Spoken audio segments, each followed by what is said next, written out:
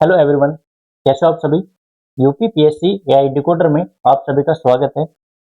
और आज हम आई दृष्टि की करंट अफेयर की एआई सीरीज चला रहे हैं, जिसमें हमने ई आई दृष्टि को एआई से डिकोड करके और एक्सपेक्टेड क्वेश्चंस निकाले हैं, जो आपके लिए एग्जाम में बहुत बेनिफिशियल होंगे, जिससे एग्जाम में आने वाले 40 से 45 क्वेश्चंस आप आराम से कर लो।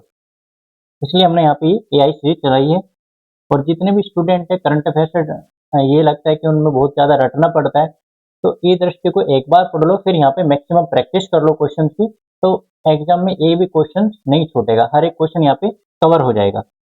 और मैंने यहाँ पे ई दृष्टि के क्वेश्चन को टॉपिक वाइज डिवाइड किया हुआ है। जैसे अभी हम क्लास शुरू कर रहे हैं, तो इसमें मैं बताऊंगा कि हमने कितने टॉपिक्स यहाँ पे कवर किए हैं। देखो, हम बात करते हैं कि यहाँ पे करंट अफेयर के हमने कौन कौन से टॉपिक्स कवर किए और वहां से कौन कौन से क्वेश्चन हमने किन किन टॉपिक से क्वेश्चन बनाए हैं।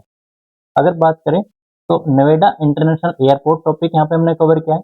अहमदाबाद मेट्रो रेल परियोजना के चरण 2A को मंजूरी, इस टॉपिक को हमने यहाँ पे कवर किया है। पीएम मोदी की 5 देशों की यात्रा, इसको कवर किया है। भारत में अपराध 2024, इसको कवर किया है।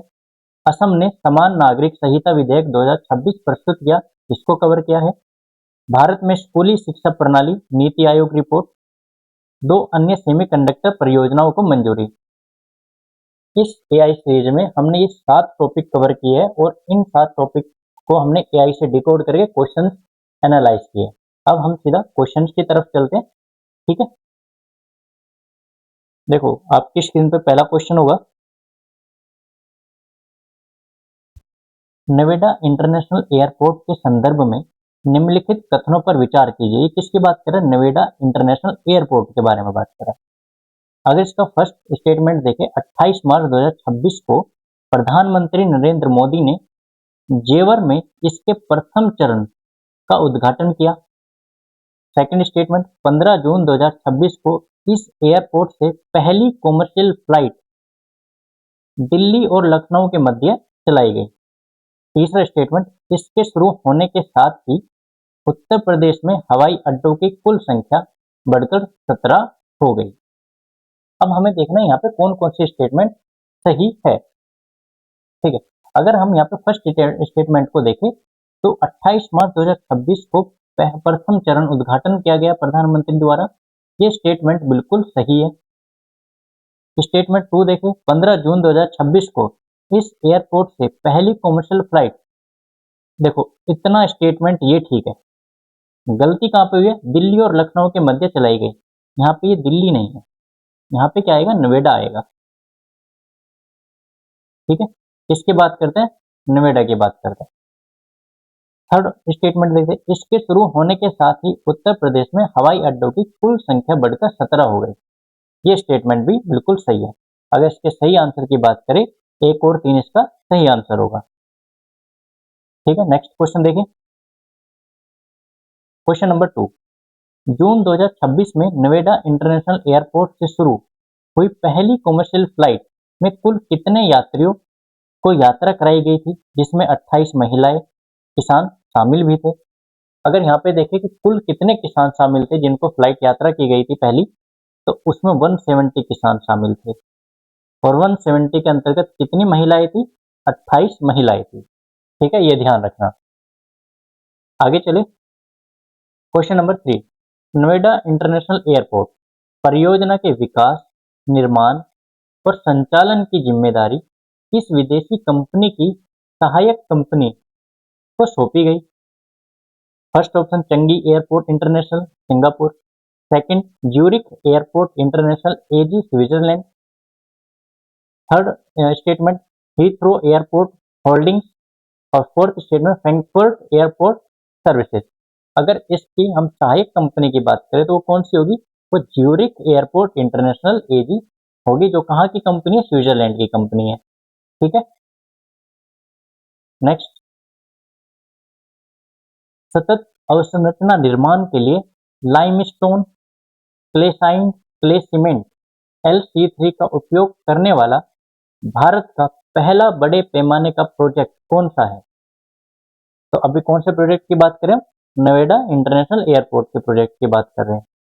ठीक है, नेक्स्ट क्वेश्चन देखें। हाल ही में केंद्र सरकार द्वारा अनुमोदित क्षेत्रीय कनेक्टिविटी योजना संशोधित उड़ान के संदर्भ में कौन सा कथन सही नहीं है, ये पूछा है। इसकी फर्स्ट स्टेटमेंट देख लेते हैं। इसे 25 मार्च 2026 को केंद्रीय मंत्रिमंडल द्वारा मंजूरी दी गई। सेकंड स्टेटमेंट, यह योजना वित्त वर्ष 2026-27 से 2035-36 तक 10 वर्षों के लिए लागू की गई। थर्ड स्टेटमेंट, इस योजना का कुल परिव्यय 28,840 करोड़ रुपए है, इसका जो खर्चा है। डी ऑप्शन, यह योजना पूरी तरह निजी क्षेत्र के निवेश द्वारा चलाई गई है। और हमें यहाँ पे क्या बताना है, क्या सही नहीं है। देखो, केंद्र सरकार द्वारा अनुमोदित की गई है और ये निजी क्षेत्र की बात कर रहा है, तो स्टेटमेंट तो ये बिल्कुल गलत होगी, क्योंकि ये तो केंद्र सरकार के अधीन आ गई। ठीक है, अब नेक्स्ट क्वेश्चन देखें, मतलब इसका ऑप्शन डी होगा। नेक्स्ट क्वेश्चन की बात करते हैं।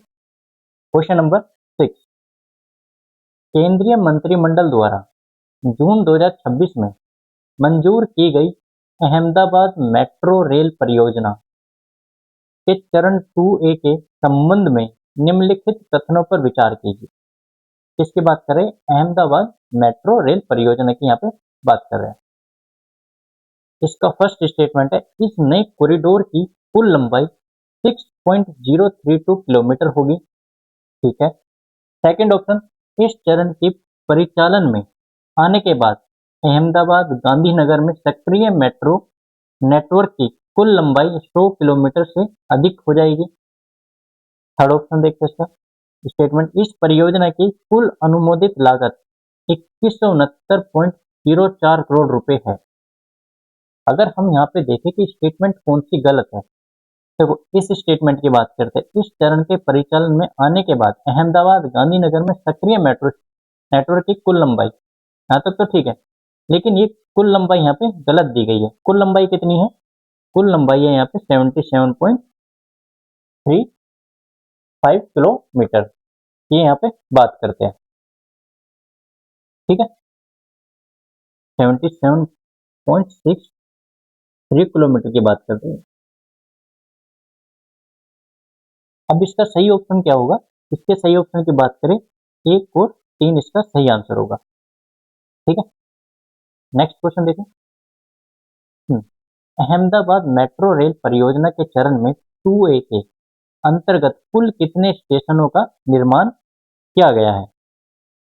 अगर कुल स्टेशनों का निर्माण देखें तो कितने स्टेशन होंगे? तो कुल 5 स्टेशनों का निर्माण किया गया है। ठीक है, इसका बी सही आंसर होगा।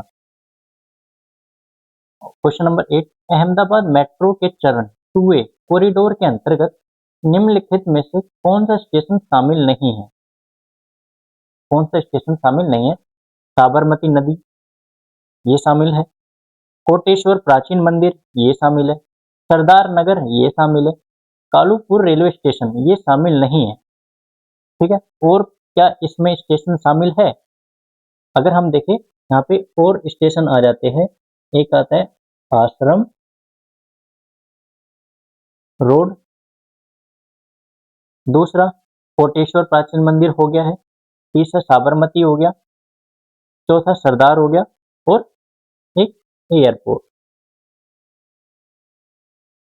ये 2 आ जाते हैं। ठीक है, अब हम कह सकते हैं 5 मेट्रो स्टेशन है यहाँ पे कॉरिडोर के अंतर्गत, साबरमती नदी, कोटेश्वर प्राचीन मंदिर, सरदार नगर, आश्रम रोड और एयरपोर्ट। अब नेक्स्ट क्वेश्चन की तरफ चलते हैं।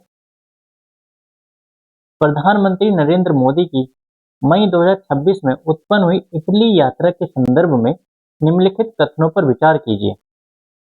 यह प्रधानमंत्री नरेंद्र मोदी की इटली की पहली द्विपक्षीय यात्रा थी।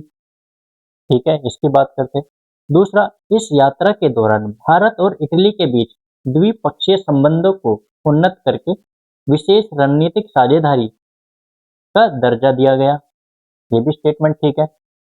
दोनों देशों ने द्विपक्षीय व्यापार को वर्ष 2035 तक 50 बिलियन यूरो तक पहुंचाने का लक्ष्य निर्धारित किया। देखो यहाँ पे 2035 नहीं है और यहाँ पे 50 बिलियन नहीं है, यहाँ पे 20 बिलियन की बात करता है। और यहाँ पे किस ईयर की बात करेगा ये यहाँ पे 2029 की बात करेगा। ठीक है, ये डाटा इसमें यहाँ पे सही होगा। अगर हम इसके ऑप्शन की बात करें 1 और 2, यहाँ पे पहली द्विपक्षीय यात्रा की बात करता है और यहाँ पे विशेष रणनीतिक साझेदारी की भी बात करता है। तो इसका सही ऑप्शन होगा 1 और 2, मतलब ए आंसर। क्वेश्चन नंबर 10 की बात करें, मई 2026 में प्रधानमंत्री नरेंद्र मोदी को किस अंतरराष्ट्रीय संस्था द्वारा एप्रीकोला मेडल 2026 दिया गया? तो ये एप्रीकोला मेडल एक खाद्य और कृषि संगठन FAO द्वारा दिया गया है। ठीक है, ये ध्यान रखना। नेक्स्ट क्वेश्चन देखते हैं, भारत और इटली के बीच हस्ताक्षरित समझौते के तहत इटली गुजरात के किस ऐतिहासिक स्थल पर राष्ट्रीय समुद्री विरासत परिसर के विकास में भागीदारी करेगा? धोलेरा, लोथल, सूरत और गांधीनगर। देखो इसका आंसर क्या होगा? अगर इसके आंसर की बात करें तो इसका सही आंसर होगा गुजरात का लोथल की बात करते। ठीक है, नेक्स्ट क्वेश्चन लिखते हैं, भारत में तकनीकी और वैज्ञानिक नवाचार को बढ़ावा देने तकनीकी और वैज्ञानिक नवाचार को बढ़ावा देने के लिए भारत और इटली द्वारा किस नाम से एक नया नवाचार केंद्र बनाने की घोषणा की गई? इनोवेटिव इंडिया, इनोवेट इंडिया की यहाँ पे बात की गई है। क्वेश्चन नंबर 13 देखें, प्रधानमंत्री नरेंद्र मोदी की मई 2026 में संपन्न हुई स्वीडन यात्रा के संदर्भ में निम्नलिखित कथनों पर विचार कीजिए। प्रधानमंत्री मोदी ने स्वीडन के प्रधानमंत्री उल्फ क्रिस्टर्सन के निमंत्रण में पर गोटेनबर्ग शहर का दौरा किया। ये स्टेटमेंट सही है। इस यात्रा के दौरान भारत और स्वीडन ने द्विपक्षीय संबंधों के लिए वर्ष 2026 से 30 तक का संयुक्त कार्य योजना दस्तावेज अपनाया। इस स्टेटमेंट को देखते हैं, पीएम मोदी को स्वीडन के प्रतिष्ठित royal order of the polar star सम्मान से नवाजा गया और वह यह सम्मान पाने वाले पहले एशियाई नेता है। अब देखो इसमें स्टेटमेंट कौन कौन सी ठीक है। अगर मैं स्टेटमेंट की बात करूं यहाँ पे तो 2026 और 30 के अंतर्गत जो बातें की गई है, संयुक्त कार्य योजना दस्तावेज, ये योजना भी बिल्कुल ठीक है। और यहाँ पे royal order of the polar star, इसका भी ये स्टेटमेंट बिल्कुल सही है और ये पहले एशियाई नेता है जिनको सम्मान दिया गया है। तो इसका जो ऑप्शन होगा क्वेश्चन नंबर 13 का वो डी होगा। ठीक है, नेक्स्ट क्वेश्चन देखते हैं, मई 2026 में प्रधानमंत्री नरेंद्र मोदी स्वीडन यात्रा के दौरान यूरोपीय आयोग की अध्यक्ष के साथ किस प्रमुख औद्योगिक मंच की बैठक में मुख्य अतिथि के रूप में शामिल हुए? World economic forum, European round table for industry, Nordic business council, global investor summit. तो बताओ इसका अगर हम बात करें European round table for industry इसका सही आंसर होगा। ठीक है, नेक्स्ट क्वेश्चन की बात करते हैं। प्रधानमंत्री नरेंद्र मोदी स्वीडन का प्रतिष्ठित रॉयल सम्मान पाने वाले पहले एशियाई नेता बने हैं। इस सम्मान का पूरा नाम क्या है? इस सम्मान का पूरा नाम royal order of the polar star का सही आंसर होगा। देखो क्वेश्चन आपको सिमिलर लग रहे होंगे लेकिन लैंग्वेज चेंजेस है। ये मैंने इसलिए रखे है क्वेश्चन ताकि जो फैक्ट है वो बार बार पढ़ने से आप लोगों को याद हो जाए। ठीक है, इसलिए ये मत सोचना कि यार रिपीटेड क्वेश्चन है तो उस चीज को इग्नोर मत करना, इससे आपका फैक्ट और जल्दी क्या होगा अच्छे से मजबूत हो जाएगा। क्वेश्चन नंबर 16 की तरफ चलते हैं। मई 2026 में प्रधानमंत्री नरेंद्र मोदी की नॉर्वे यात्रा और भारत नॉर्डिक शिखर सम्मेलन के संदर्भ में निम्नलिखित कथनों पर विचार कीजिए। पिछले 43 वर्षों में किसी भारतीय प्रधानमंत्री द्वारा की गई पहली नॉर्वे यात्रा। ठीक है, सेकंड स्टेटमेंट, इस यात्रा के दौरान ओस्लो में तीसरे भारत नॉर्डिक शिखर सम्मेलन का आयोजन किया गया। यहाँ पे जिसको अंडरलाइन करो उसको देखना चाहिए। तीसरे भारत नॉर्डिक शिखर सम्मेलन का यहाँ पे आयोजन किया गया। फिर थर्ड स्टेटमेंट, नॉर्वे ने भारत के इंडो पैसिफिक ओशन इनिशिएटिव में शामिल होने की घोषणा की। IPOI में शामिल होने की घोषणा की। अब इनमें से कौन सा कथन सही है वो बताओ। अगर इसके कथन की बात करें तो 43 वर्ष, ये स्टेटमेंट बिल्कुल सही है।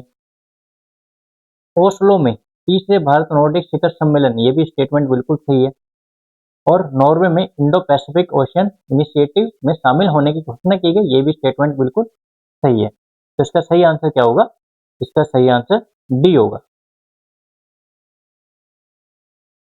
क्वेश्चन नंबर 17, मई 2026 में आयोजित हुए तीसरे भारत नॉर्डिक शिखर सम्मेलन की मेजबानी किस यूरोपीय शहर द्वारा की गई? तो वो ओस्लो है। पीछे भी हमने पढ़ा था अभी। नेक्स्ट क्वेश्चन देखते हैं। भारत नॉर्वे द्विपक्षीय वार्ता के दौरान आगामी चौथा भारत नॉर्डिक शिखर सम्मेलन किस देश में आयोजित किए जाने की घोषणा की गई है? देखो, तीसरा कहाँ पे था? ओस्लो में। और चौथा कहाँ पे होगा? चौथा होगा ये फिनलैंड में। ठीक है, ये ध्यान रखना। ये होने वाला है, अभी हुआ नहीं है। क्वेश्चन नंबर 19, भारत के साथ अंतरिक्ष के शांतिपूर्ण उपयोग और अन्वेषण के लिए 2026 में किस नॉर्डिक देश की स्पेस एजेंसी ने इसरो के साथ एक फ्रेमवर्क समझौता किया? तो कौन सा होगा? नॉर्वे का सही आंसर होगा। नेक्स्ट देखें। क्वेश्चन नंबर 20, प्रधानमंत्री नरेंद्र मोदी की मई 2026 में संपन्न हुई नीदरलैंड यात्रा के संदर्भ में निम्नलिखित कथनों पर विचार कीजिए। स्टेटमेंट 1 देख लेते हैं। भारत और नीदरलैंड ने द्विपक्षीय संबंधों को आगे बढ़ाने के लिए वर्ष 2026-30 का रोड मैप अपनाया। ठीक है। इस यात्रा के दौरान नीदरलैंड सरकार द्वारा भारत को 11वीं सदी के ऐतिहासिक चोल ताम्रपत्र वापस सौंपे गए। थर्ड स्टेटमेंट, नीदरलैंड वर्तमान में भारत में संचयी प्रत्यक्ष विदेशी निवेश FDI का सबसे बड़ा स्रोत बन गया है। अब देखो, यहाँ पे चोल ताम्रपत्र वापस कर दिया गया। अगर इसके हम स्टेटमेंट की बात करें तो इसमें द्विपक्षीय संबंधों में 2026 और 30 का रोड मैप अपनाया गया, ये बिल्कुल ठीक है। चोल ताम्रपत्र वापस सौंपे गए, ये भी स्टेटमेंट बिल्कुल ठीक है। स्टेटमेंट यहाँ पे गलत कौन सा है? स्टेटमेंट नीदरलैंड वर्तमान में भारत में संचयी प्रत्यक्ष विदेश निवेश FDI का सबसे बड़ा स्रोत, ये यहाँ पे स्टेटमेंट क्या है? गलत है। तो इसका सही आंसर क्या होगा? इसका सही आंसर ए होगा। केवल 1 और 2। ठीक है, क्योंकि यहाँ पे किसकी बात कर, सबसे बड़ा बात कर रहा है, लेकिन यहाँ पे सबसे बड़ा नहीं है। यहाँ पे क्या है? चौथा है, फोर्थ नंबर पे आता है। ठीक है, फोर्थ। नेक्स्ट क्वेश्चन देखें। क्वेश्चन नंबर 21, मई 2026 में भारत और नीदरलैंड के मध्य हुए समझौते के तहत नीदरलैंड गुजरात की किस महत्वाकांक्षी जल परियोजना पर तकनीकी सहयोग प्रदान करेगा? गुजरात में बात कर रहे हैं कि गुजरात में कौन सी महत्वाकांक्षी परियोजना है जिस पे काम करेगा या सहायता प्रदान करेगा? तो कल्पतरू परियोजना इसका सही आंसर होगा। ठीक है, कल्पतरू परियोजना इसका सही आंसर होगा। क्वेश्चन नंबर 22 देख लेते हैं। भारत में डेयरी क्षेत्र के आधुनिकीकरण और प्रशिक्षण के लिए किस शहर में Indo Dutch centre of excellence स्थापित करने का निर्णय लिया गया? तो इसका गांधीनगर, बेंगलुरु, अगरतला और लखनऊ, इसका सही आंसर क्या है? बेंगलोर इसका सही आंसर होगा।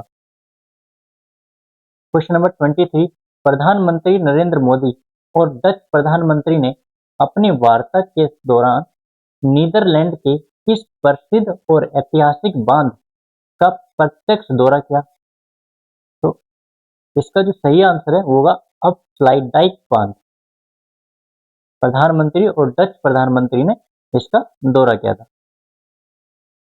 नेक्स्ट क्वेश्चन, मई 2026 के प्रधानमंत्री नरेंद्र मोदी की UAE यात्रा के दौरान हुए समझौतों के संदर्भ में निम्नलिखित कथनों पर विचार कीजिए। भारत में विशाखापट्टनम और चांदीखोल सुविधाओं में 30 मिलियन बैरल तक कच्चे तेल का सामरिक भंडारण पर दोनों देशों के बीच सहमति बनी। स्टेटमेंट बिल्कुल सही है। कोचीन शिपयार्ड और ड्राई डॉक्स वर्ल्ड के बीच विशाखापट्टनम में एक नए जहाज मरम्मत क्लस्टर को स्थापित करने का समझौता हुआ। यहाँ पे क्या लिखा है? विशाखापट्टनम लिखा है, लेकिन ये यहाँ पे विशाखापट्टनम गलत है, क्योंकि यहाँ पे आएगा क्या? यहाँ पे वाडीनार आएगा। वाडीनार इसका सही जवाब होगा। ऑप्शन स्टेटमेंट 3 देख सकते हैं। भारत की सीटेक और यूएई की G42 कंपनी मिलकर 8 एक्साफ्लोप और का सुपर कंप्यूटिंग क्लस्टर स्थापित करेगी। इसका सही स्टेटमेंट की बात करें तो स्टेटमेंट 1 और स्टेटमेंट 3 इसका सही है, तो सही आंसर इसका सी होगा कि विशाखापट्टनम की जगह यहाँ पे वाडीनार होना था। ठीक है, नेक्स्ट क्वेश्चन देखते हैं। प्रधानमंत्री मोदी की यूएई यात्रा के दौरान वहां के प्रसिद्ध बैंकिंग समूह एमिरेट एनबीडी ने भारत के किस निजी क्षेत्र के बैंक को 3 बिलियन यूएस डॉलर के बड़े निवेश की घोषणा की है? HDFC bank, RBL bank, ICICI bank और एक्सिस बैंक। तो इसका सही आंसर होगा आरबीएल बैंक। ठीक है, नेक्स्ट क्वेश्चन देखते हैं। भारत में तकनीकी और अनुसंधान को बढ़ावा देने के लिए सीडेक ने यूएई की किस कंपनी के साथ मिलकर 8 एक्साफ्लोप सुपर कंप्यूटिंग क्लस्टर स्थापित करने पर सहमति जताई है? इसका सही आंसर होगा G42। ठीक है, नेक्स्ट।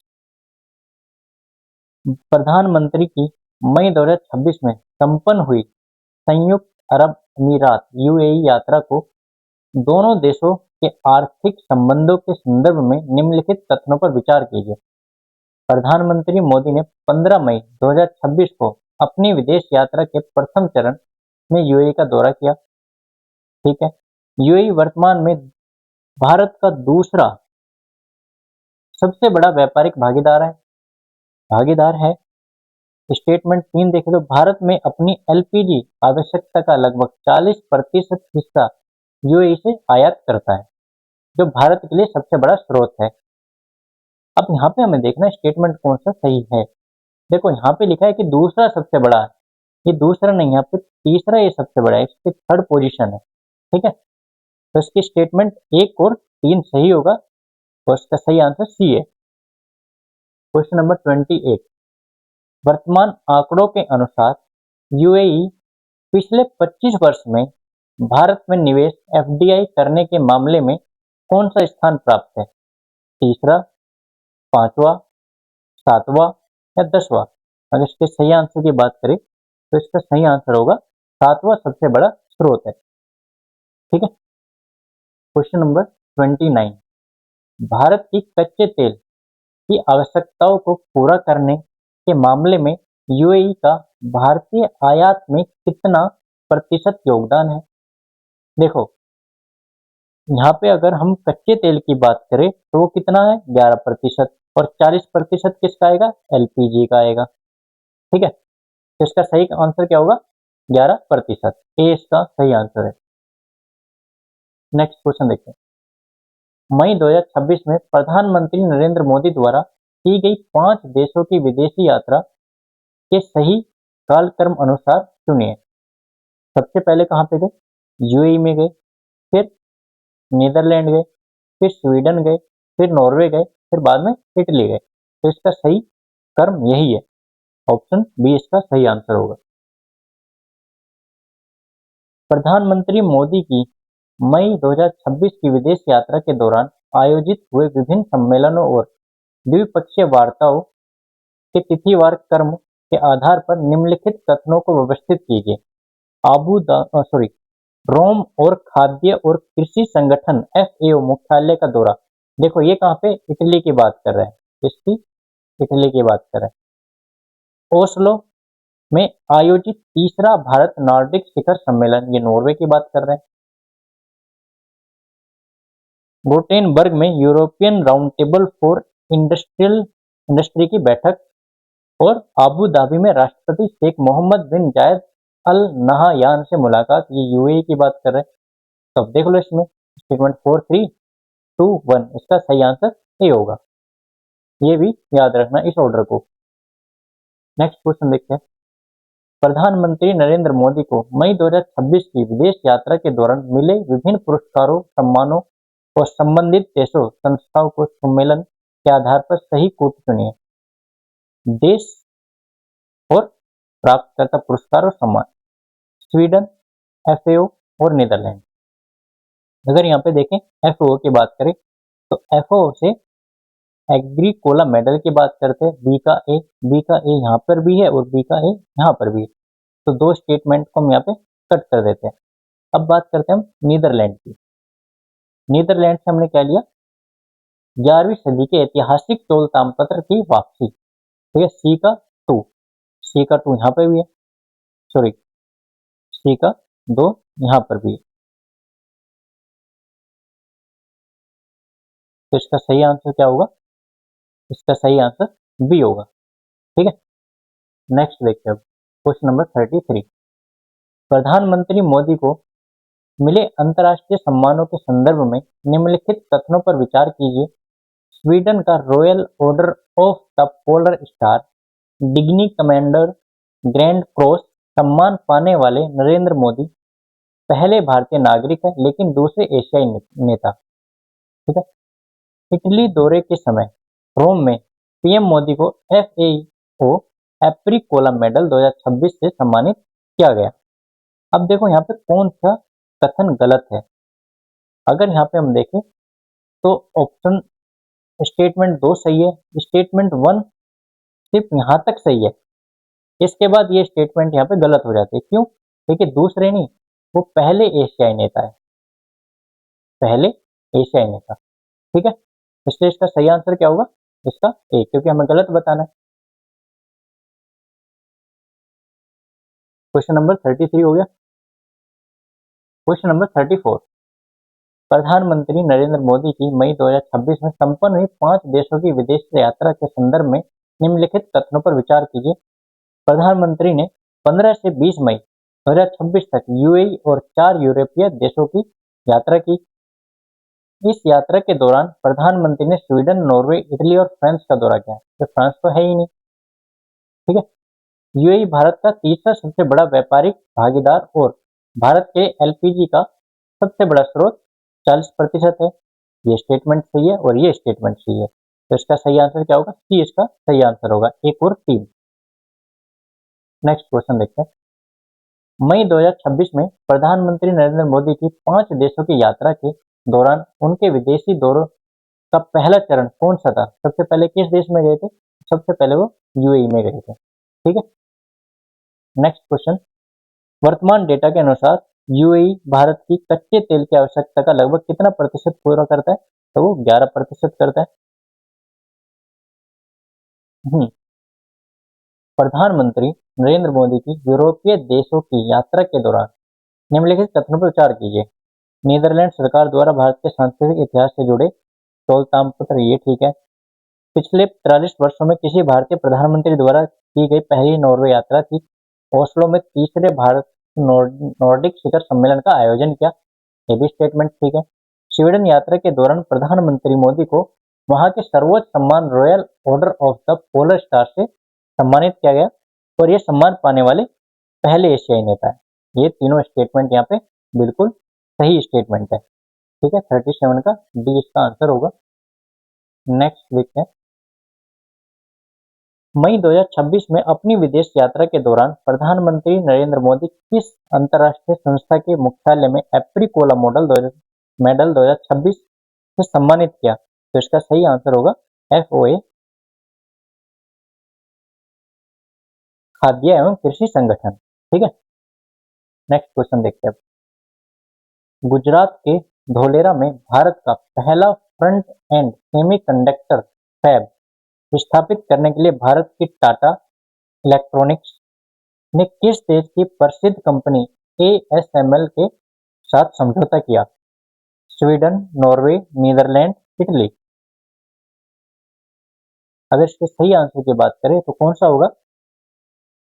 इसका सही आंसर होगा नीदरलैंड। ठीक है, नेक्स्ट क्वेश्चन देखते हैं। प्रधानमंत्री की मई 2026 की विदेश यात्रा के दौरान विभिन्न देशों के साथ हुए समझौते घोषणाओं के संबंध में सूची 1 और सूची 2 को सम्मिलित कीजिए। संयुक्त अरब अमीरात यूएई की बात करें, नीदरलैंड, नॉर्वे, इटली। देखो इटली की बात करें तो इटली में क्या आएगा? इनोविट इनोविट इंडिया आएगा, नवाचार केंद्र की बात करते हैं। नीदरलैंड की बात करें तो वाटर, एग्रीकल्चर, हेल्थ की बात करता है। नॉर्वे इंडो पैसिफिक की बात करता है। ठीक है, देखो अब इसमें सही आंसर कौन सा होगा? डी का वन। डी का वन तो तीनों में ही है, तो बी का 3 देख लो। बी का 3 किस में है? बी का 3 ए में है, तो इसका सही आंसर क्या होगा? 40 का इसका सही आंसर ए होगा। नेक्स्ट देखें, भारत ने किस खाड़ी देश के साथ अपनी रणनीतिक पेट्रोलियम रिजर्व लिमिटेड के माध्यम से भारत में 30 मिलियन बैरल तक कच्चे तेल के भंडारण पर समझौता ज्ञापन पर हस्ताक्षर किए? तो इसका सही आंसर होगा यूएई।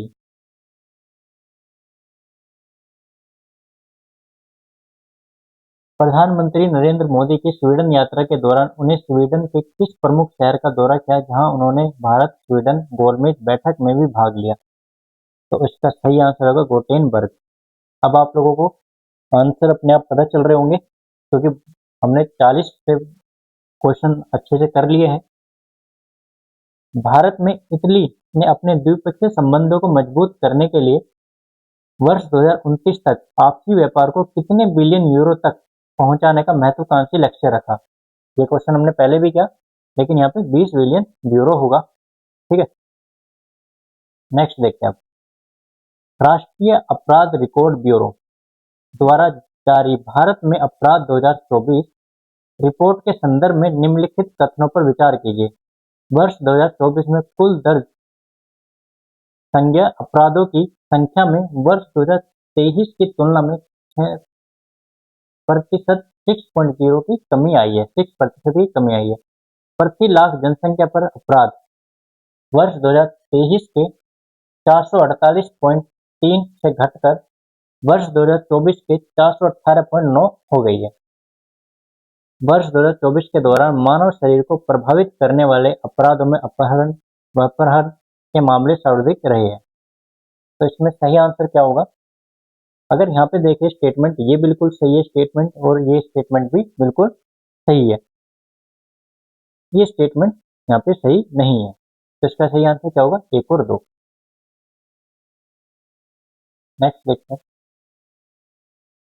वर्ष 2024 में आईपीसी और बीएनएस के अंतर्गत दर्ज मामलों में सर्वाधिक आरोप पत्र दाखिल दर वाले राज्य केंद्र शासित प्रदेशों में शीर्ष स्थान पर कौन सा राज्य है? तो यहाँ पे सबसे शीर्ष स्थान पर केरल राज्य होगा। ठीक है, फिर इसके बाद नेक्स्ट क्वेश्चन देखते हैं। एनसीआरबी की रिपोर्ट के अनुसार देश के 19 महानगरों में सर्वाधिक आरोप पत्र दाखिल दर किस शहर से दर्ज की गई है? तो इसका सही आंसर होगा कोलकाता। फिर पहले नंबर पे है, दूसरे नंबर पे कोची है, तीसरे नंबर पे कोची। ठीक है, ये इस तरह से इनकी रैंकिंग डिवाइड की गई है।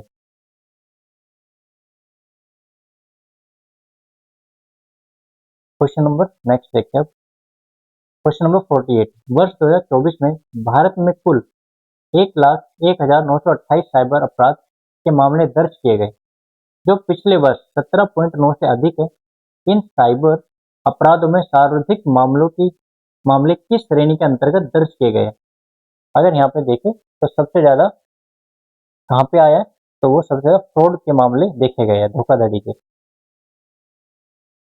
वर्ष 2024 में भारत में कुल 2,14,729 आर्थिक अपराधों में के मामले दर्ज किए गए हैं। आर्थिक अपराधों की श्रेणी में सर्वाधिक मामले किस श्रेणी के अंतर्गत दर्ज किए गए हैं? तो पे ये यहाँ पे नकली मुद्रा के का सही आंसर होगा। ठीक है, नेक्स्ट, समान नागरिक संहिता असम 2026 विधेयक के संदर्भ में निम्नलिखित कथनों पर विचार कीजिए। यह विधेयक 25 मई 2026 को असम विधानसभा में संसदीय कार्य मंत्री अतुल बोरा द्वारा प्रस्तुत किया गया है। ये स्टेटमेंट बिल्कुल सही है। यह विधेयक असम के सभी निवासियों, अनुसूचित जनजातियों सहित के लिए विवाह, तलाक और विरासत से संबंधित मामलों में एक समान कानूनी ढांचा प्रस्तावित करता है।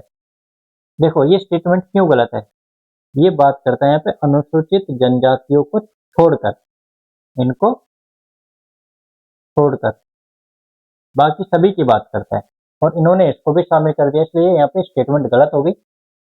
थर्ड स्टेटमेंट देखें, यह विधेयक विवाह के लिए एक पत्नीवाद एक पतिवाद को मूल नियम बनाता है। ये स्टेटमेंट भी बिल्कुल ठीक है और इसका सही आंसर देखें 1 और 3 इसका सही आंसर होगा। नेक्स्ट क्वेश्चन देखते हैं। असम यूसीसी के विधेयक 2026 के तहत अनुसूचित जनजातियों को छूट दी गई है। यह छूट संविधान के किन अनुच्छेदों के अंतर्गत आने वाली अनुसूचित जनजातियों पर लागू है?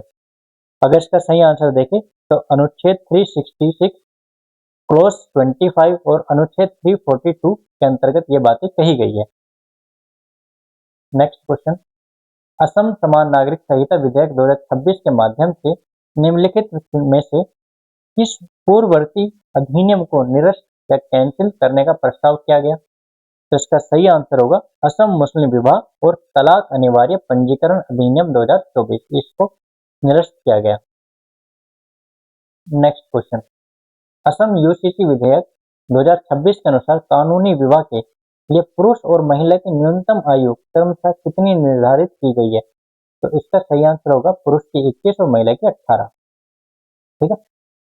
नेक्स्ट, इस विधेयक के तहत कानूनी समानता के साथ सांस्कृतिक विविधताएं बनाए रखने के लिए किन पारंपरिक पद्धतियों से संपन्न विवाह को भी वैध माना गया है?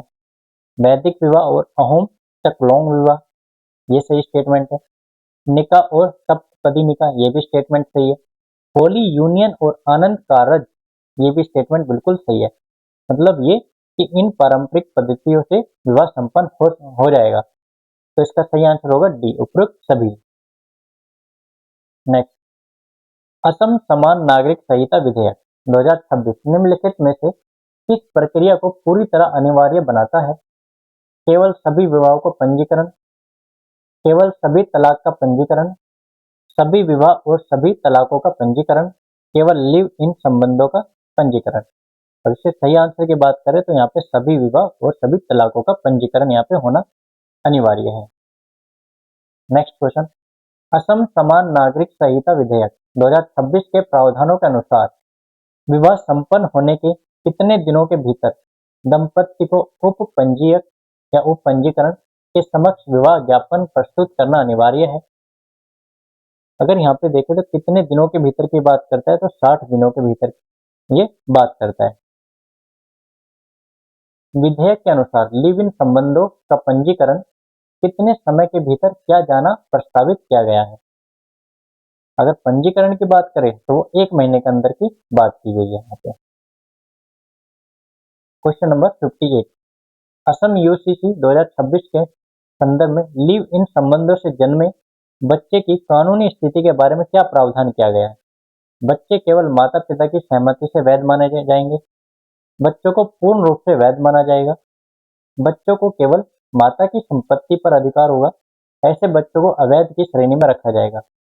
इसका सही आंसर होगा बच्चों को पूर्ण रूप से वैध माना जाएगा। ठीक है, इसका सही आंसर बी होगा।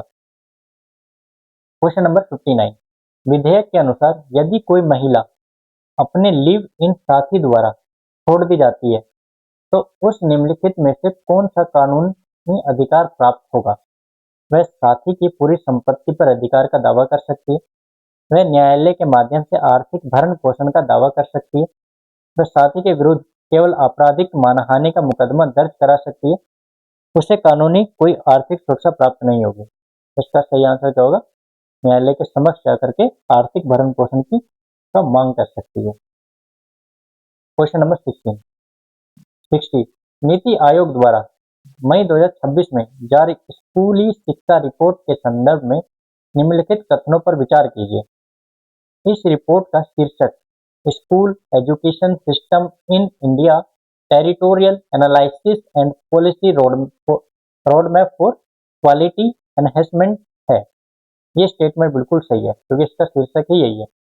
यह रिपोर्ट मुख्य रूप से राष्ट्रीय शिक्षा नीति 2020 की पृष्ठभूमि में स्कूली शिक्षा प्रणाली की वर्तमान स्थिति की समीक्षा करती है। ये भी सही है। रिपोर्ट में राष्ट्रीय शिक्षा नीति के 10+2 ढांचे के स्थान पर 5+3+3+4 पाठ्य चर्चा ढांचा प्रस्तावित किया गया है, जो 3 साल से 18 वर्ष तक के बच्चों को जोड़ता है। ये स्टेटमेंट भी यहाँ पे बिल्कुल सही है। तो इसका सही आंसर क्या होगा?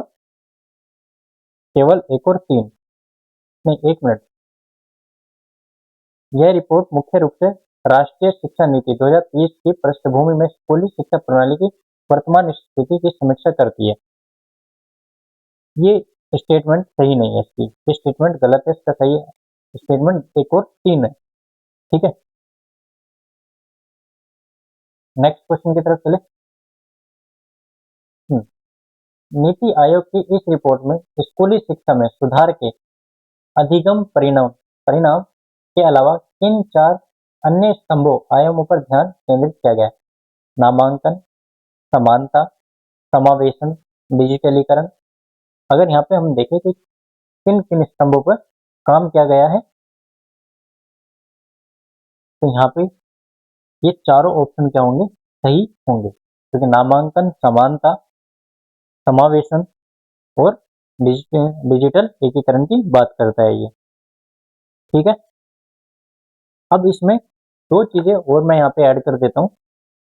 आधारभूत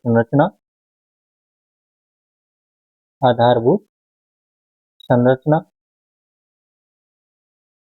और किसकी बात करता है? अधिगम। इसकी आधारभूत संरचना को यहाँ पे हम ऐड कर लेते हैं। ठीक है, नेक्स्ट अब क्वेश्चन देखते हैं। रिपोर्ट के संदर्भ में निम्नलिखित कथनों में से कौन सा सत्य है? UDISE 2024-25 के अनुसार भारत में 14.71 लाख से अधिक विद्यालय और लगभग 1.01 करोड़ शिक्षक दर्ज है। ये ठीक है। कुल स्कूली नामांकन वर्ष 2014-15 के 26.95 करोड़ से घटकर 24-25 में 24.69 करोड़ हो गए हैं। ये स्टेटमेंट भी बिल्कुल सही है। थर्ड स्टेटमेंट देखते हैं इसका। नामांकन में आई इस गिरावट का मुख्य कारण जनांकीय परिवर्तन यानी कम जन्म दर के कारण बच्चों की संख्या का कम होना है। देखो, यहाँ पे स्टेटमेंट ये भी सही है, स्टेटमेंट ये भी सही है, लेकिन यहाँ पे और भी कारण है। जनांकीय परिवर्तन के साथ साथ यहाँ पे और भी कारण दिए गए हैं। जैसे मान लो विशेषकर घटती प्रजनन, कम नामांकन विद्यालयों में और उच्च कक्षाओं में बच्चों को बनाए रखने की चुनौती, ये सभी और भी कारण है। इसलिए हम ये नहीं कह सकते कि मुख्य कारण यही है। ठीक है, इसलिए स्टेटमेंट यहाँ पे गलत होगी। इसका सही आंसर होगा केवल 1 और 2, बी ऑप्शन इसका सही होगा। नेक्स्ट क्वेश्चन देखिए। UDISE प्लस 2024-25 के आंकड़ों के अनुसार भारत में एकल शिक्षक वाले विद्यालयों की संख्या कितनी है और इस रिपोर्ट में कुल कितनी व्यापक सिफारिशें दी गई है? तो इसका सही आंसर होगा 1.04 लाख विद्यालय और 13 व्यापक सिफारिशें। ठीक है, नेक्स्ट क्वेश्चन। बुनियादी सुविधाओं में सुधार। नीति आयोग की रिपोर्ट के अनुसार देश के विद्यालयों में बुनियादी सुविधाओं के विस्तार में के संदर्भ में निम्नलिखित कथनों पर विचार कीजिए। बिजली की सुविधा वाले विद्यालय वर्ष 2014-15 में 55.96 से बढ़कर कितने हो गए? 24-25 में 91.9% हो गए। कंप्यूटर सुविधा वाले विद्यालयों को प्रतिशत 26.42% से बढ़कर 64.7% हो गया और इंटरनेट सुविधा वाले विद्यालय 8.5% से बढ़कर 63.5% हो गए। ठीक है, इसमें अगर इसके सही आंसर की बात करें तो वो केवल बी होगा, जिसमें 2 और 3 स्टेटमेंट सही है, एक स्टेटमेंट यहाँ पे गलत है। नेक्स्ट देखते हैं। नीति आयोग की रिपोर्ट में सुझाई गई 8 प्रणालीगत सिफारिशों के अंतर्गत निम्नलिखित में से कौन सा क्षेत्र शामिल नहीं है? देखो, इसमें विद्यालय संरचना में सुधार और समेकित विद्यालय सम्मिलित है, शासन सुधार, शिक्षा तैनाती और स्कूल प्रबंधन सम्मिलित है, डिजिटल ब्रॉडकास्ट शिक्षा और समावेशन ये भी सम्मिलित है। सम्मिलित क्या नहीं है? कृत्रिम बुद्धिमत्ता ये सम्मिलित नहीं है। ठीक है, क्वेश्चन नंबर 66 देख लेते हैं। हाल ही में केंद्रीय मंत्रिमंडल द्वारा मंजूरी की गई 2 सेमीकंडक्टर परियोजनाओं के संदर्भ में निम्नलिखित कथनों पर विचार कीजिए। 5 मई 2026 को प्रधानमंत्री नरेंद्र मोदी की अध्यक्षता में इंडिया सेमीकंडक्टर मिशन (ISM) के तहत इन परियोजनाओं को मंजूरी दी गई। स्टेटमेंट 2, स्वीकृत की गई ये दोनों सेमीकंडक्टर परियोजनाएं उत्तर प्रदेश के नोएडा में स्थापित की जाएगी। इन परियोजनाओं में कुल लगभग 3,936 करोड़ रुपए का निवेश किया जाएगा। अब इसमें बताना है कौन सा स्टेटमेंट सही है, कौन सा स्टेटमेंट सही नहीं है। अगर देखें तो इसका स्टेटमेंट तीनों ही सही है। ठीक है, नेक्स्ट क्वेश्चन देखते हैं। इंडिया सेमीकंडक्टर मिशन के तहत स्वीकृत परियोजनाओं में देश की पहली वाणिज्यिक मिनी माइक्रो LED डिस्प्ले निर्माण सुविधा किस तकनीकी प्रौद्योगिकी पर आधारित होगी? तो वो गैलियम नाइट्राइड होगा।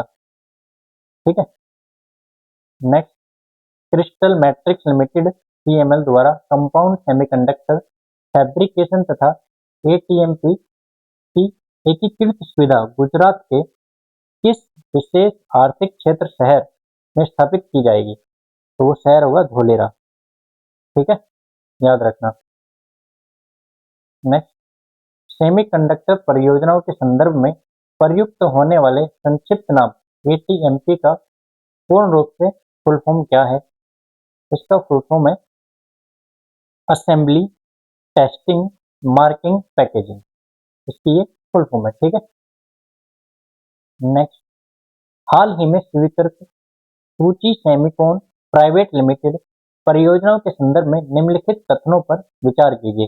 यह कंपनी गुजरात के सूरत में आउटसोर्स सेमीकंडक्टर असेंबली एवं टेस्ट सुविधा स्थापित करेगी। दूसरी स्टेटमेंट, इस परियोजना की प्रस्तावित उत्पादन क्षमता 1037.20 मिलियन चिप प्रति वर्ष होगी। तीसरा स्टेटमेंट, इसके द्वारा उत्पादित मुख्य chip power electronics, analogue integrated circuit और औद्योगिक प्रणालियों के लिए होगा। ठीक है, क्वेश्चन नंबर 70 में अगर हम बात करें तो इसमें कौन कौन सी स्टेटमेंट सही है? स्टेटमेंट 1 और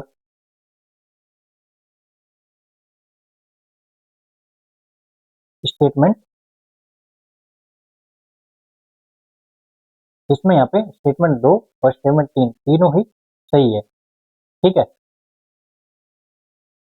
नेक्स्ट क्वेश्चन की बात करते हैं।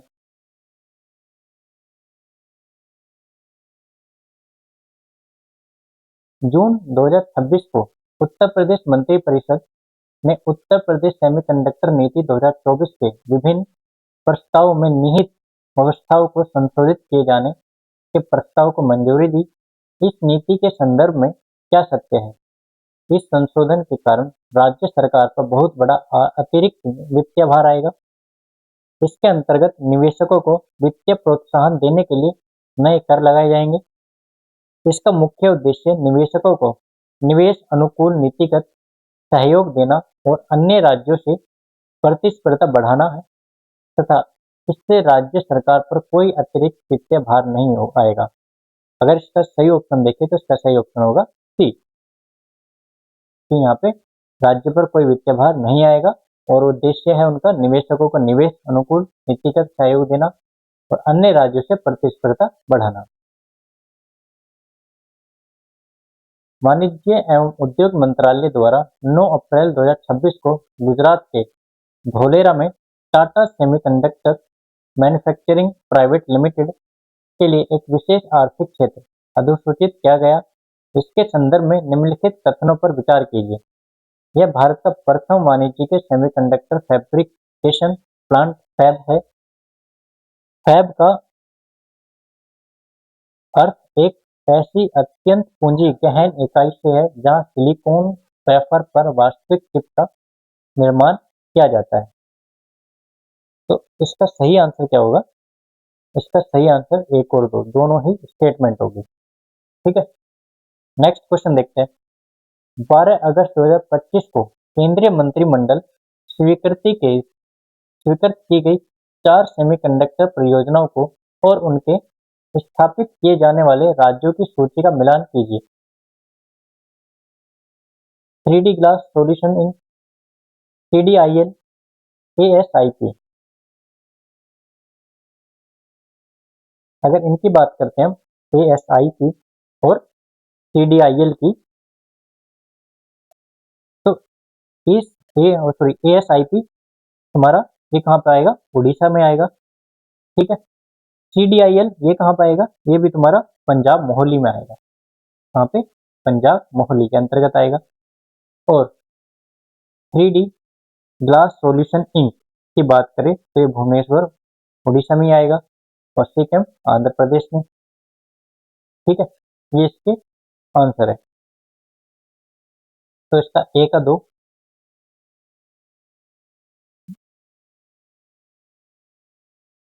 सॉरी सिक्किम उड़ीसा में है।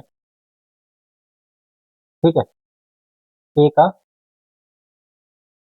यहाँ पे 4 या 3 दोनों में से कोई भी काउंट कर लो। और सी का 1, सी का 1 किसमें है? सी का 1 यहाँ पे। इसका सही आंसर ए होगा। ठीक है, उड़ीसा के भुवनेश्वर की इन्फो वैली में स्थापित होने वाला 6M प्राइवेट लिमिटेड देश का पहला वाणिज्यिक कंपाउंड फैब होगा।